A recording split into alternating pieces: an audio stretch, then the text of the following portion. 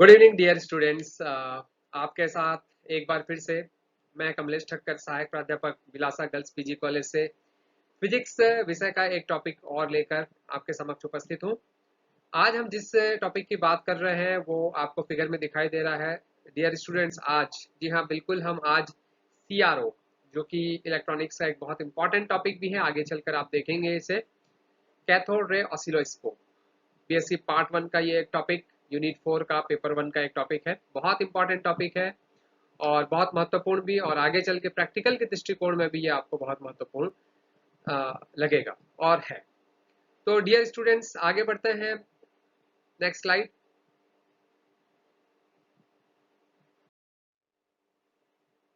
Outline. किन किन बातों पर हम यहाँ पर बात करेंगे डियर स्टूडेंट्स? CRO पर बात करेंगे। CRO के सबसे पहले हम इंट्रोडक्शन पर हम बात करेंगे कि इंट्रोडक्शन क्या है इसका, क्या क्या चीजें हम इसमें पढ़ेंगे। CRO के बारे में, CRO क्या होता है ये जानेंगे, और CRO किस तरह काम करता है ये जानेंगे। फिर हम कंस्ट्रक्शन की बात करेंगे कि कौन कौन से उसके पार्ट्स होते हैं। एक्चुअली डियर स्टूडेंट्स, की जो CRO है उसके बेसिकली जो होते हैं वो तीन ही पार्ट होते हैं। कितने पार्ट होते हैं? तीन पार्ट जो मेन होते हैं वो यहाँ पर मैंने डिस्प्ले किए हुए हैं। एक तो होता है CRT, कैथोड रे ट्यूब। दूसरा स्विफ्ट जनरेटर, परस्पर जनित्र। और तीसरा होता है जो एम्पलीफायर और जो सब पावर सप्लाई वगैरह लगती है वो, that means other component of the circuit. ये तीन इसके मेन पार्ट होते हैं कंस्ट्रक्शन के। फिर हम देखेंगे कि वो कैसे वर्क करता है। CRO जो है वो किस तरह से काम करेगा और किस तरह से हमको डिस्प्ले में हमें दिखाई देता है, हम ट्रेस कैसे करते हैं इमेजेस को, ये हम बात करेंगे, वेब फॉर्म को।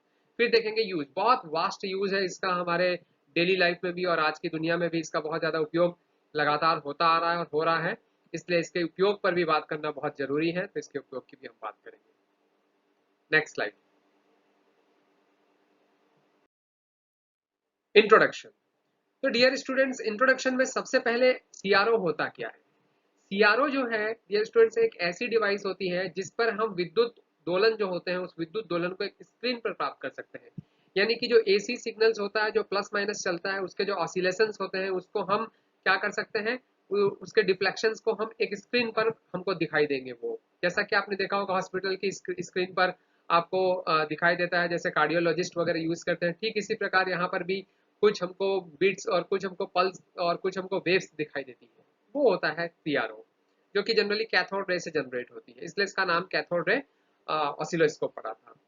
It is a type of the electronic test instrument that graphically display varying signal of voltage. Voltage का जो वेरिंग होता है, परिवर्तन होते रहता है, उसको वो ग्राफिकली हमें क्या करता है, शो करता है। वो सिग्नल जो होता है, वो इंस्ट्रूमेंट जो होता है, वो क्या है, आपका CRO है।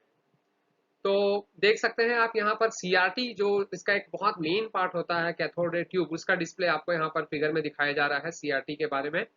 और उसके बाद आप देखेंगे डियर स्टूडेंट्स, ये जो वेव फॉर्म जो इसकी स्क्रीन पर हमें दिखाई देता है, एक वेव फॉर्म, उसका मैंने यहाँ पर एक पिक यहाँ पर डाला है, जो आपको समझने के लिए आगे भी चलकर आप समझेंगे, प्रैक्टिकल्स में भी आपको दिखेंगे। Next slide. कंस्ट्रक्शन कैसे होता है, द मोस्ट इंपॉर्टेंट थिंग कि कंस्ट्रक्शन के लिए क्या क्या चीजें। तो अभी हमने चर्चा की थी डियर स्टूडेंट्स, तीन इसके मेन पार्ट होते हैं CRO के, मेन तीन पार्ट।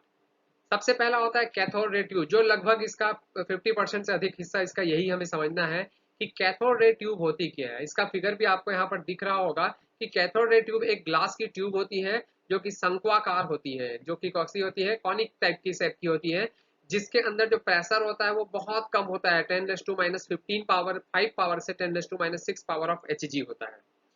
सेकेंड हमारा है स्विफ्ट जनरेटर। ये एक ऐसा जनरेटर होता है जो टाइम बेस्ड पोटेंशियल हमें प्रोवाइड करता है, यानी कि समय आधार जो पोटेंशियल होता है, जैसे हम आपको मालूम होगा जो ट्यूनिंग करने का, घुमाने का होता है, जिसकी सहायता से हम जितनी वोल्टेज या पोटेंशियल देना चाहें वो दे सकते हैं, ठीक इसी प्रकार का ये यहाँ पर भी दिखाई देगा, आपको डायग्राम में दिख रहा होगा। नेक्स्ट है हमारा अदर कंपोनेंट। जैसा कि मैंने कहा कि किसी भी सर्किट के कंप्लीट होने के लिए पावर सप्लाई यूनिट और हाई फ्रीक्वेंसी एम्पलीफायर की जरूरत पड़ती है, ये सब हमारे अदर सेक्शन इसके होंगे। Next slide. Block diagram of CRO। CRO के ब्लॉक डायग्राम में क्या क्या है, अभी जो तीन हमने मेन चीजें पढ़ी डियर स्टूडेंट्स, वही मेन इसका ब्लॉक डायग्राम भी होगा। आप देख सकते हैं इसका ब्लॉक डायग्राम, जिसमें दो प्रकार के इसमें इनपुट होते हैं डियर स्टूडेंट्स। एक तो Y इनपुट होता है, जो कि आपको दिखाई दे रहा है, Y इनपुट हमारा वर्टिकल इनपुट जो लिखा हुआ है ये। और दूसरा जो होता है वो होता है हॉरिजेंटल इनपुट। आप देख सकते हैं इसमें दो प्रकार के डिफ्लेक्शन भी होंगे, एक वर्टिकल डिफ्लेक्शन, एक हॉरिजेंटल डिफ्लेक्शन। ये हमारी कैथोड रे ट्यूब है जिसमें दो प्रकार की प्लेटें लगी हुई है, एक आपकी वर्टिकल प्लेट और एक आपकी हॉरिजेंटल प्लेट। जो वर्टिकल प्लेट है उसमें ही हम अननोन सिग्नल को रखते हैं जिसका वेव फॉर्म हमें फाइंड आउट करना होता है। ये y1 y2 जो प्लेट है उसी का हमें वेव फॉर्म क्या करना रहता है, फाइंड आउट करना रहता है। और स्विफ्ट जनरेटर जो है वो काम करता है कि हम कैसे पोटेंशियल हम एक्स एक्सिस में जो प्रोवाइड करते हैं जिससे कि हमें वाई एक्सिस को आइडेंटिफाई करने में क्या होगी, सिग्नल को आसानी होगी। Next slide. Electron gun. Electron gun is the main part of the CRT.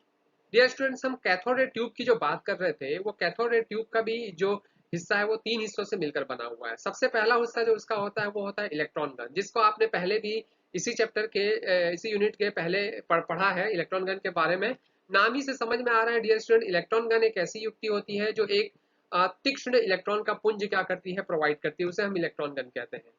सबसे पहले क्या, जो से एक तीव्रगामी इलेक्ट्रॉन पुंज जिससे हम प्राप्त करते हैं वही है जिसके कुछ पॉइंट्स मैंने यहाँ पर लिखे हैं।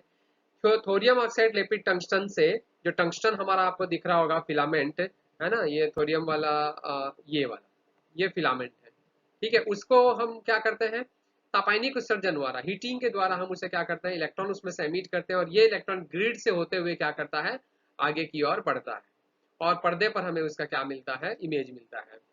ठीक है, आगे देखें इसके पॉइंट्स। और ग्रिड के विभव को बदलकर निकलने वाले इलेक्ट्रॉनों की संख्या बदल सकते हैं। ग्रिड को हाई निगेटिव वोल्टेज पर रखा जाता है जिससे एक पतले छिद्र से जिससे वो इलेक्ट्रॉन प्रतिकर्षित और एक पतले छिद्र से पुंज के रूप में वो क्या निकले, बाहर निकले। अगर ग्रिड के विभव को हम बदलते हैं तो इसका मतलब यह है कि ग्रिड का कम करना या ज्यादा करना इलेक्ट्रॉनों की संख्या, निकलने वाले इलेक्ट्रॉनों की संख्या पर निर्भर करता है। इसका मतलब यदि ग्रिड के विभव को बदलकर हम इलेक्ट्रॉनों की संख्या में परिवर्तन ला सकते हैं। A1 A2 आगे आपको दिखाई दे रहा होगा डियर स्टूडेंट्स। ये जो A1 A2 है वो बेलनाकार एनोड है जिसे कैथोड के सापेक्ष हमेशा बहुत हाई वोल्टेज पर रखा जाता है, यानी कि पॉजिटिव वोल्टेज पर रखा जाता है जिससे इलेक्ट्रॉन बहुत आसानी से आगे की ओर बढ़े। तो हम अभी जो बात कर रहे हैं डियर स्टूडेंट्स वो केवल इलेक्ट्रॉन गन की बात कर रहे हैं और ये इलेक्ट्रॉन गन का जो आपको हिस्सा दिखाई दे रहा है, ये इतना हिस्सा हमारा इलेक्ट्रॉन गन का है। ये इलेक्ट्रॉन गन जहां से इलेक्ट्रॉन पुंज क्या होती है, बाहर निकलती है। नेक्स्ट। अब देखिए यहाँ फोकसिंग की बात की गई है कि जो भी हम यहाँ पर बीम, इलेक्ट्रॉन की बीम आती है वो कैसे जाती है, वो डिपेंड करती है कि वो निगेटिवली चार्ज है, वो कन्वर्जेंस होगी of beam through a negatively charge metallic cylinder. अगर हम डाइवर्जेंस चाहते हैं तो through a positively charge metallic cylinder. और यदि उसे फोकसिंग करते हैं, मतलब यदि हम एक निगेटिव लेते हैं तो ये स्थिति आएगी, यदि हम पॉजिटिव लेते हैं तो ये फिगर हमारा बनेगा। और लेकिन यदि हम दोनों एक साथ लेते हैं निगेटिव पॉजिटिव, तो उस कंडीशन में जो हमारे पास जो आएगी फोकसिंग वो इस प्रकार की आएगी। इस फोकसिंग को प्राप्त करने के लिए डियर स्टूडेंट्स जो हमारा सीआरओ होता है उसके ऊपर भी एक ट्यूनिंग होती है जिसको घुमाकर हम फोकस को बैलेंस आगे पीछे बैलेंस कर सकते हैं। Next slide. डिफ्लेक्टिंग प्लेट्स, ये इसका दूसरा हिस्सा है डियर स्टूडेंट्स। किसका दूसरा हिस्सा है, ये हमारा जो सीआरटी है, कैथोड रे ट्यूब है, उसका दूसरा हिस्सा। ये देखिए हमने अभी बात की थी तो उसका दूसरा पार्ट में यहाँ पर आपको दिखा दूं एक बार। दूसरा पार्ट आप फिगर में देख रहे होंगे, ये वाला हिस्सा डिफ्लेक्टिंग प्लेट्स लिखा है ना, ये जो हिस्सा है अभी हम इसकी चर्चा कर रहे हैं। तो डिफ्लेक्टिंग प्लेट्स में देखिए क्या क्या है। यहाँ पर x1 x2 और y1 y2 समांतर प्लेटें तो हैं पर एक दूसरे के लंबवत है। x1 x2 देखिए और y1 y2 को देखिए, ठीक है, दोनों समांतर है लेकिन एक दूसरे के लंबवत है। x1 x2 के मध्य विद्युत क्षेत्र इलेक्ट्रॉन पुंज को क्षैतिज दिशा में मोड़ेगा। जनरल सी बात है भाई कि वो जो इलेक्ट्रॉन पुंज है उसको वो ऐसे ऐसे मोड़ेगा क्षैतिज दिशा में, ठीक है। और y1 y2 वाला जो होगा वो कैसा मोड़ेगा, ऊर्ध्वाधर दिशा में मोड़ेगा, ठीक है। पुंज का विस्थापन प्लेटों पर आरोपित विभवांतर पर निर्भर करता है कि आप प्लेट पर कितना पोटेंशियल डिफरेंस डाल रहे हैं, उसके आधार पर ही उसका विस्थापन क्या होगा, निर्भर करेगा। प्लेटों पर एसी विभव लगाएंगे तो क्या होगा, देखिए एसी मतलब जिसमें प्लस और माइनस दोनों होगा, इसका मतलब एक्स एक्सिस दाएं बाएं घूमेगा और वाई एक्सिस जो होगा वो ऊपर नीचे घूमेगा। तो ये वाई एक्सिस ऐसा काम करेगा और एक्स एक्सिस ऐसा काम करेगा, दोनों यानी कि धनात्मक ऋणात्मक दोनों ही चलेंगे। Next, fluorescent screen. Fluorescent screen या प्रतिदीप्तिशील पर्दा, ये इसका तीसरा पार्ट होता है डियर स्टूडेंट, जो मैंने अभी निकाला यहाँ पर बाहर। ये जो हिस्सा है स्क्रीन का वो उस हिस्से की अभी हम चर्चा करेंगे डियर स्टूडेंट्स। क्या क्या है इसमें देखिए, जिंक सल्फाइड का पर्दा, नली के दूसरे सिरे पर आपको दिखाई दे रहा है, यहाँ पर है ये जिंक सल्फाइड लेपित है। इलेक्ट्रॉन पुंज जब स्क्रीन पर पड़ता है, ये जो इलेक्ट्रॉन पुंज जा रहा था जैसे स्क्रीन पर पड़ता है तो जिससे एक जिंक सल्फाइड होने के कारण यहाँ पर चमक उत्पन्न होती है। अगर जिंक फास्फेट होता, नीली प्रकार की, हल्की नीली ग्रीन टाइप की इसमें शाइनिंग हमें दिखाई देती है, पॉइंट दिखाई देता है। जिंक फास्फेट यूज करेंगे तो ऑरेंज होगा, और कैडमियम टंगस्टन यूज करेंगे तो ये कैसा होगा, नीला होगा। अब यदि हमको चमक में इंटेंसिटी ज्यादा चाहिए तो सीधी सी बात है ग्रिड के विभव पर निर्भर करेगा। हम जानते हैं कि ग्रिड के विभव को जब हम बदलते हैं तो निकलने वाले इलेक्ट्रॉनों की संख्या जो होती है वो प्रभावित होती है, इसी कारण जो तीव्रता है वो भी क्या होगी, प्रभावित होगी। तो ग्रिड का विभव बहुत महत्वपूर्ण होगा अगर इंटेंस चाहिए तो। Next, sweep generator. तो दूसरा हिस्सा जो है हमारा वो स्विप जनरेटर है। स्विप जनरेटर होता क्या है डियर स्टूडेंट्स, पहले ये देखें। ये ऐसा जनित्र होता है जो समय आधार डीसी वोल्टेज देता है, टाइम बेस्ड पोटेंशियल देता है, मतलब टाइम बढ़ाते जाए तो वो मैक्सिमम पहुंचता है ना, आगे बढ़ता है, और फिर जब टाइम आगे बढ़ते जाता है तो वो एक स्थिति ऐसी आती है कि वो जीरो, मतलब इसका काम है बढ़ना, घटना और शून्य भी होना। देखिए इसमें लिखा हुआ है कि चित्रानुसार बढ़ता घटता है और ये क्या होता है, शून्य भी होता है ना। इसकी आवृत्ति यदि हम y1 y2 पर लगे एसी सिग्नल की आवृत्ति के बराबर या पूर्ण गुणज होनी चाहिए। यानी कि y1 y2 एक्चुअल में क्या था, y1 y2 ऐसी प्लेट थी डियर स्टूडेंट्स जिसमें हम अननोन फ्रीक्वेंसी के सिग्नल्स को देते हैं। अब अगर हम x1 x2 जो हमारा नोन है जिसको हम चेंज कर सकते हैं, यदि वो y1 y2 के इक्विवेलेंट हो जाती है या उसके पूर्ण गुणज के बराबर हो जाती है तो हमें स्क्रीन पर सिग्नल्स मिल जाते हैं, यानी कि समय आधार सिग्नल्स हम यहाँ से स्विप जनरेटर से दे सकते हैं। ठीक है, अदर्स क्या कंपोनेंट होते हैं, अभी हमने चर्चा की थी, पावर सप्लाई का यूज किया जाता है भाई, किसी भी इंस्ट्रूमेंट के लिए पावर सप्लाई तो जरूरी है। हाई फ्रीक्वेंसी एम्पलीफायर, सिग्नल को एम्पलीफाई करने के लिए डीसी एम्पलीफायर का भी यहाँ पर यूज होता है। Next slide, working. Working principle समझने के लिए डियर स्टूडेंट्स मेन इसका जो डायग्राम लिया गया है वो टाइम बेस्ड वोल्टेज और पोटेंशियल जो एसी हम लगाते हैं वो है वाई एक्सिस के, क्योंकि हम पोटेंशियल देते हैं भाई जो नॉन सिग्नल है उसका, और एक्स एक्सिस में टाइम बेस्ड वोल्टेज लगाते हैं। और सीआरटी का मेन डायग्राम आपको यहाँ पर दिखाई दे रहा होगा। इसके अलावा देखिए जो स्क्रीन की बात की थी उसको भी मैंने यहाँ शामिल किया है समझने के लिए। देखिए क्या लिखा हुआ है, जिस तरंग का भी रूप आपको प्राप्त करना है उसे कहाँ आप रखाओगे, सबसे पहले y1 और y2 पे, उस सिग्नल को, अननोन को। ठीक है, अब जिससे बिंदु O ऊर्ध्वाधर रेखा पर ऊपर नीचे होगा, भाई y1 y2 पर आपने दे दिया सिग्नल को तो भाई वो तो एसी पोटेंशियल है, तो ये जो O है वो कैसा होने लगेगा, ऊपर नीचे जाने लगेगा, ऊपर नीचे जाके वो क्या देगा, एक सीधी रेखा वो दिखाई देगी। इसको मैं हटाऊं यहाँ से, हम कुछ इरेजर लेते हैं यहाँ से और इसको हटाते हैं, तो यहाँ पर एक सीधी रेखा दिखाई देगी वाई एक्सिस में। क्यों सीधी रेखा दिखाई देगी, कंपन इतने तेज होते हैं कि हमारी आंख इतनी सेंसिटिव नहीं होती कि उसे उस कंपन को देख पाए। इसका मतलब फ्रीक्वेंसी बहुत ज्यादा होती है, तो वो कैसा दिखाई देगा, एक वाई एक्सिस के लिए ऊर्ध्वाधर रेखा दिखाई देगी। अब यदि हम x1 x2 प्लेट पर समय आधार वोल्टेज लगाते हैं तो क्या होगा, अब O जो बिंदु है वो क्षैतिज रेखा में चलेगा। ठीक है, एसी की तरह, मतलब अब वो ऐसा ऐसा चलेगा भाई, सीधी सी बात है ये ऐसा, और जिससे फिर से हमें एक रेखा दिखाई देगी। ठीक है, अब आगे बढ़े, समय आधार यहाँ पर सिग्नल दिखाई दे रहा है, ये बिंदु ओ ऊर्ध्वाधर भी और क्षैतिज दोनों में गति करता है। तो आप एक एग्जांपल डियर स्टूडेंट्स बचपन में पढ़ते होंगे कि ऊर्ध्वाधर और क्षैतिज, तो एक अगरबत्ती लीजिएगा घर में और उस अगरबत्ती को एक बार हॉरिजेंटल चलाइएगा और एक बार वर्टिकल। तो क्या हॉरिजेंटल चलाने से तो आप देखेंगे कि दूर से एक लाइन टाइप का उसका अंगारा दिखेगा, यदि अंधेरे के कमरे में उसको चलाया जाए तो कंटिन्यू अगर आप उसे चलाते रहेंगे तो।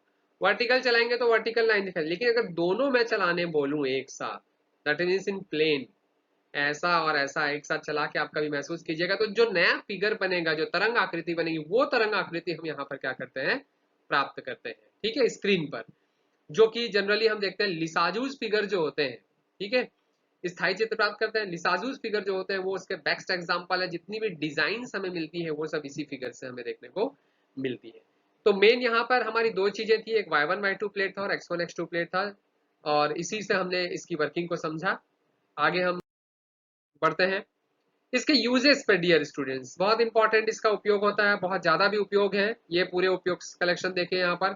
सबसे पहले अननोन एसी वोल्टेज को आप यहाँ से फाइंड आउट कर सकते हैं, जो भी अननोन एसी वोल्टेज होगा किसी वेव का, वेव फॉर्म का। ठीक है, वेव फॉर्म आप फाइंड आउट कर सकते हो अननोन एसी वोल्टेज का, प्रेस कर सकते हैं पेपर से, बटर पेपर से। लिसाजू फिगर्स जो अभी हमने बात किया, फाइनल ईयर में इसका प्रैक्टिकल भी करेंगे, है ना।